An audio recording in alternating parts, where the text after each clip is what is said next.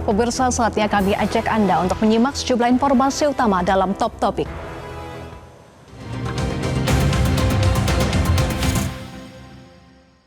Kita langsung ke Top Topik pertama, pemirsa. Setelah memeriksa mantan staf khususnya, kini giliran mantan Mendikbudristek Nadiem Makarim yang diperiksa oleh Kejaksaan Agung.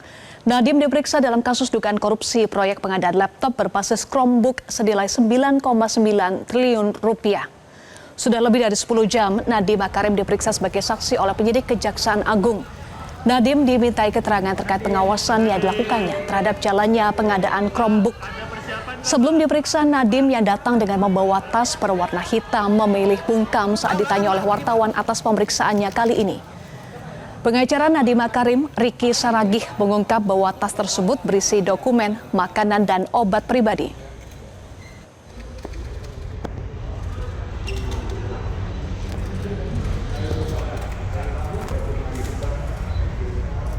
Nama Nadiem Makarim terseret dalam dugaan penyelewengan pengadaan laptop Chromebook untuk seluruh sekolah di Indonesia. Kejaksaan Agung menilai proyek bernilai triliunan itu terdapat pemufakatan jahat karena menyimpang dari rekomendasi awal.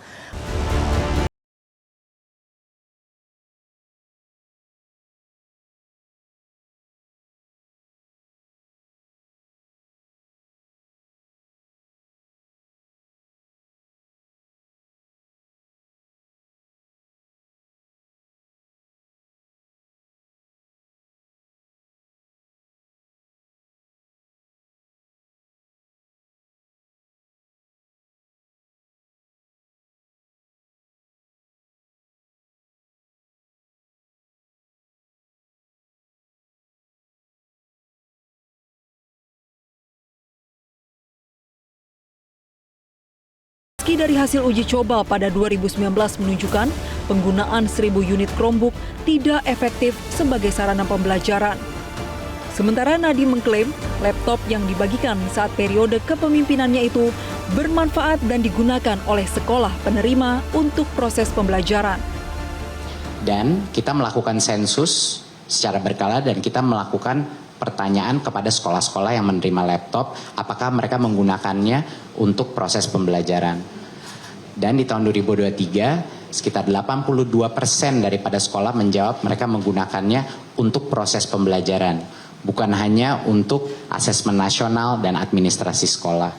Jadi dari informasi yang saya dapatkan, penggunaan dan manfaat daripada Chromebook ini dirasakan di sekolah-sekolah dan digunakan untuk berbagai proses pembelajaran.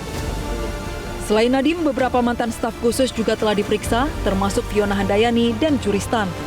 Tim penyidik juga telah menyita sejumlah dokumen penting dan barang bukti elektronik dari kantor terkait.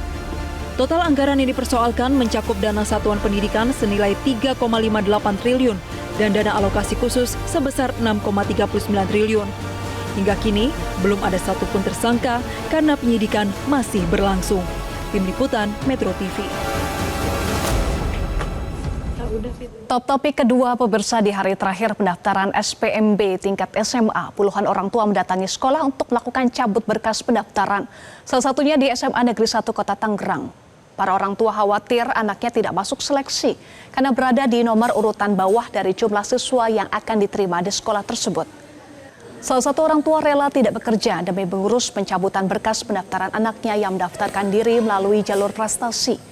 Anaknya berada di urutan 5 terbawah atau 55 dari jumlah kuota jalur prestasi yang disediakan sebanyak 60 siswa. Diketahui pendaftaran SPMB tingkat SMA di Kota Tangerang sudah dimulai sejak 16 Juni 2025. Nantinya peserta didik yang lolos verifikasi akan diumumkan pada 30 Juni 2025. Sementara itu, sejumlah kepala desa mendatangi SMAN Jati 7 di Majalengka, Jawa Barat untuk memprotes terkait proses penerimaan siswa baru, di mana banyak warga di Kecamatan Jati 7 yang tidak diterima. Kepala desa sempat emosi kepada pihak sekolah karena sekolah dianggap tidak bisa memberikan kebijakan terkait dengan sistem penerimaan siswa baru pada gelombang pertama di jalur domisili, afirmasi, dan mutasi. Sebelumnya banyak orang tua yang mengeluh kepada kepala desa karena anaknya tidak diterima. Padahal dari segi lokasi, jarak, dan domisili masih dekat dengan sekolah. Pihak sekolah mengatakan akan berkoordinasi dengan pihak KCD 9 dan Disdik Provinsi Jawa Barat untuk menindaklanjuti usulan para kepala desa.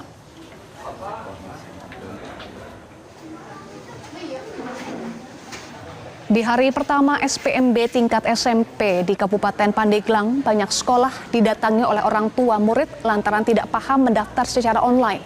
Seperti yang terjadi di SMP Negeri 3 Pandeglang. Terlihat panitia SPMB di sekolah banyak yang membantu proses pendaftaran online. Sementara Bupati Pandeglang, Raden Dewi Setiani mengimbau kepada semua sekolah untuk tidak mempersulit SPMB secara online, sehingga para calon siswa dapat diterima di sekolah yang mereka inginkan.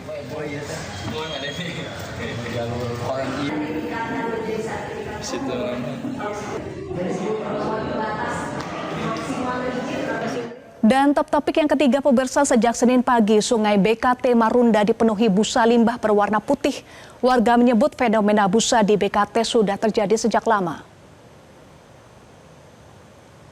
Inilah hamparan busa yang muncul dari pintu air Weir 3 Marunda yang hilirnya berbatasan dengan laut. Nelayan di kawasan ini resah dengan adanya busa limbah ini. Menurut warga yang juga berprofesi sebagai nelayan, keberadaan busa-busa limbah mempersulit mereka untuk melaut mencari ikan. Belum diketahui pasti busa limbah berasal dari limbah rumah tangga atau industri. Menurut petugas PPSU Kelurahan Marunda, busa muncul pada pagi hari dan saat pintu air dibuka.